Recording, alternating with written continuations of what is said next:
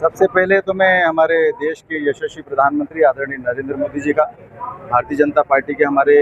लोकप्रिय राष्ट्रीय अध्यक्ष आदरणीय नितिन नवीन जी का, हमारे गृह मंत्री आदरणीय अमित शाह जी के साथ सभी वरिष्ठ गणों का, साथ में मध्य प्रदेश के मुख्यमंत्री डॉक्टर मोहन यादव के साथ में हमारे प्रदेश के अध्यक्ष हेमंत खंडेलवाल जी के साथ में सभी का आभार व्यक्त करता हूँ जिन्होंने मुझे एक भारतीय जनता पार्टी के राष्ट्रीय टीम में जगह दी है। निश्चित तौर पर ये सम्मान भारतीय जनता पार्टी जो कार्यकर्ता के रूप में काम करने वाली पार्टी है, जहाँ पर खेत में काम करने वाला मुख्यमंत्री बन सकता है, चाय बेचने वाला देश का प्रधानमंत्री बन सकता है, संगठन में बूथ का अध्यक्ष राष्ट्रीय अध्यक्ष नितिन नवीन बन सकता है। ऐसा मेरा जैसा एक छोटा सा कार्यकर्ता जिसने शुरुआत बूथ अध्यक्ष से लेकर युवा मोर्चा से करी और आज पार्टी के राष्ट्रीय महासचिव के रूप में वहन करने वाला है। निश्चित तौर पर ये सभी कार्यकर्ताओं का भी सम्मान है और आज मेरा बड़वानी नगर में पहली बार आगमन हुआ है और आज हमारे भारतीय जनता पार्टी के एक एक कार्यकर्ता को और जनता के मन में बड़ी खुशी का समय है, क्योंकि पहली बार निमाड़ की धरती से भारतीय जनता पार्टी के राष्ट्रीय नेतृत्व में किसी को जगह मिली है तो निमाड़ में मुझे मिली है। और निश्चित तौर पर यही भारतीय जनता पार्टी जो सर्वस्पर्शी और सर्वव्यापी के आधार पर काम करती है और यहाँ पर जनजातीय समुदाय से मैं आता हूँ और पहली बार मध्य प्रदेश की इस धरती से राष्ट्रीय महासचिव का दायित्व जनजातीय समुदाय से मिला है। किसी भी राजनीतिक पार्टी की अगर बात करें तो वहाँ पर भारतीय जनता पार्टी ऐसी है जहाँ पर समय समय पर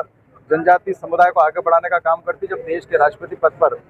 हमारी आदरणीय द्रौपदी मुर्मू को बिठा सकती है, जैसे कहीं हमारे मंत्रिमंडल है, कई संगठन के पद है जहाँ पर भारतीय जनता पार्टी समय समय पर इस प्रकार के तमाम प्रकार के जाति और जनजातीय वर्ग के बारे में चिंता करती है। और ये पहली बार ऐसा हुआ है कि मध्य प्रदेश की धरती से राष्ट्रीय महासचिव के तौर पर एक जनजातीय कार्यकर्ता को बिठाया। दिग्विजय सिंह ने कांवड़ यात्रियों को लेकर के एक विवादित बयान दिया, क्या कुछ कहेंगे? मुझे लगता है कि अगर कांग्रेस की अगर बात करें तो ये बहुत लंबे समय से सनातनी विरोधी बातें कर रहे हैं। कभी राम सेतु है ही नहीं, काल्पनिक है, उसकी बात करती है कांग्रेस के लोग। कभी अयोध्या में राम मंदिर का निर्माण हुआ, उसके निर्माण के बाद में जब उसका लोकार्पण और उसकी प्राण प्रतिष्ठा हो रही थी जब उसमें निमंत्रण दिया तो उसमें कांग्रेस की पार्टी के लोग गए नहीं। तो ऐसे कई सनातनी चीज़ें हैं जो कांग्रेस इस चीज़ को मानती नहीं। तो इसलिए कांवड़िया जो भगवान भोले के हैं, जो पूरे श्रावण महीने में भगवान भोले के जय भोले के नाम के साथ भगवान भोले को जल चढ़ाते हैं, उनके बारे में कांग्रेस की टीका टिप्पणी करना है उनकी परंपरागत उनकी निशानी है। मुझे लगता है कि देश की जनता इस बात को समझ चुकी है कि ये सनातनी विरोधी पार्टी है और सनातनी विरोधी इनके नेता हैं। दिग्विजय सिंह खुद नर्मदा परिक्रमा करते हैं और जल चढ़ाने जाते हैं, तो इसको लेकर के क्या? मुझे लगता है कि वो उनका दिखावा अलग है, करने का सिस्टम उनका अलग है और ये लोग जनता भी समझ रही है,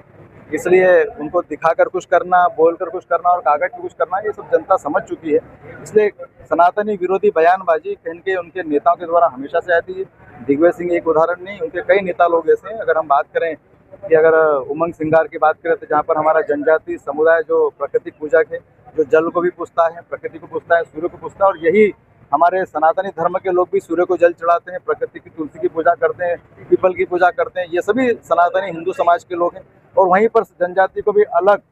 कि ये जनजाति हिंदू नहीं है, इस प्रकार की गलत बयानबाजी करने का काम भी उमंग सिंगार भी जैसे कांग्रेस के लोग करते आए हैं।